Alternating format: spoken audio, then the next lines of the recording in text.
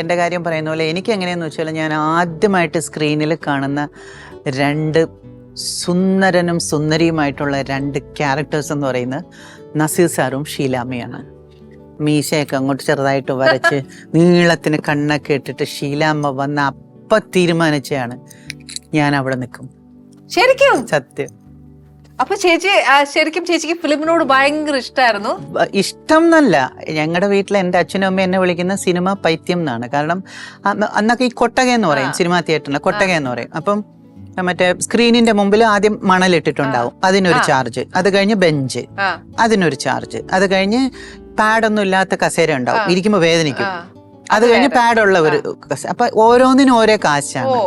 അപ്പൊ ഞാൻ ആദ്യമായിട്ട് കാണുന്നത് ശരവണ എന്ന് പറഞ്ഞ തിയേറ്റർ കൊട്ടകയിൽ പോയി കാണുന്നത് ഒരു ബ്ലാക്ക് ആൻഡ് വൈറ്റ് ഫിലിമൊന്നും എനിക്ക് ഓർമ്മയില്ല, 5-6 വയസ്സ് കാണുന്നത് നസീർ സാറും ഷീലാമ്മയും. ഫസ്റ്റ് ഫ്രെയിമില് മറ്റേ ആദ്യത്തെ ന്യൂസ് ഒക്കെ കഴിയില്ല, പിന്നെ ആന്ധ്രയിൽ വെള്ളപ്പൊക്കം എന്നൊക്കെ പറഞ്ഞ ഒരു ന്യൂസ് ഒക്കെ വരുമല്ലോ, അതൊക്കെ കഴിഞ്ഞിട്ട് ടൈറ്റിൽ അങ്ങോട്ട് കഴിഞ്ഞിട്ട് ഫ്രെയിം അങ്ങോട്ട് സ്റ്റാർട്ട് ചെയ്തപ്പോ നസീർ സാറും ഷീലാമ്മയും അവിടെ വീണു. നോക്കിയപ്പോ നല്ല ഭംഗിയുള്ള 2 പേര് വന്ന് നിൽക്കണു. അവര് എനിക്കൊക്കെ മറ്റേ മേക്കപ്പ് അതൊക്കെ ഇഷ്ടമാണ്.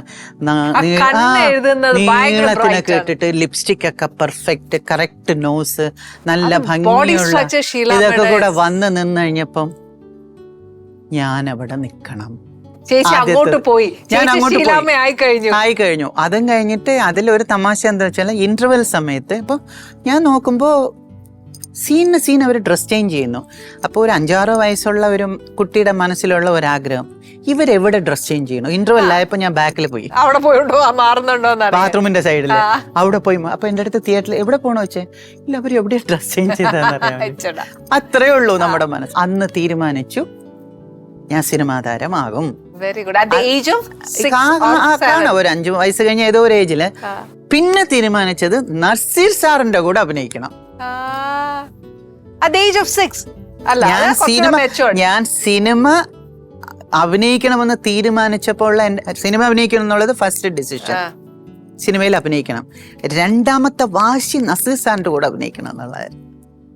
അത് നമ്മുടെ സ്വപ്ന നായകന്. പിന്നെ 4-5 പടങ്ങൾ അഭിനയിച്ചു. മാമാങ്കം അഭിനയിച്ചു, അസ്തമിക്കാത്ത പകലുകൾ, അന്തപുരം.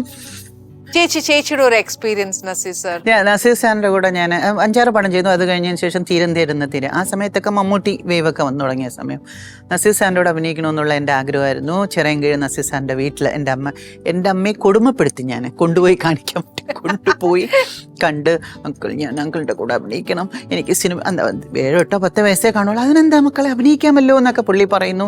അത് കഴിഞ്ഞ ശേഷം ഞാൻ പ്രാർത്ഥിക്കുന്നു, ദിവസം ഇത് തന്നെയാണ്. അത് കഴിഞ്ഞ് ആദ്യമായിട്ട് അഭിനയിക്കുന്ന ഫിലിം മാമാങ്കം, ഉദയ സ്റ്റുഡിയോയുടെ മാമാങ്കം. അതില് ഒരു സോങ് അതിനെ 2ആയിട്ട് കട്ട് ചെയ്തിട്ട് തൃത്താല പൂക്കടവിൽ ഒരു ക്യാരക്ടർ, പിന്നെ കെയർ വിജയമ്മ, പാതി സോങ് ഞാനും നസീർ സാറും, ഞാനും കെയർ വിജയമ്മയും.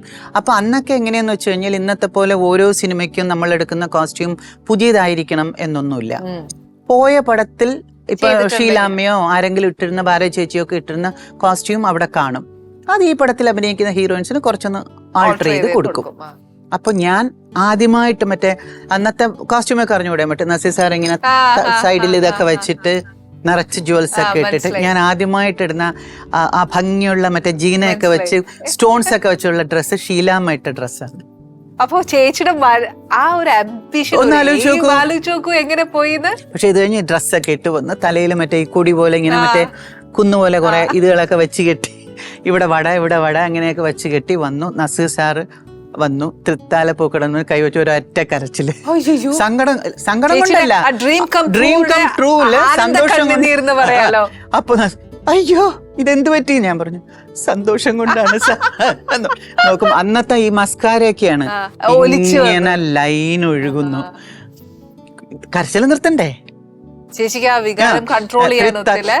ഇങ്ങനെ ആവണം. അപ്പൊ നസീർ സാറ് മോളെ കരച്ചിൽ നിർത്താദ്യം, എനിക്ക് യഥാർത്ഥമാണോ ഞാൻ ചെയ്യുന്നത്, നമ്മള് പറയില്ലേ നുള്ളി നോക്കണം.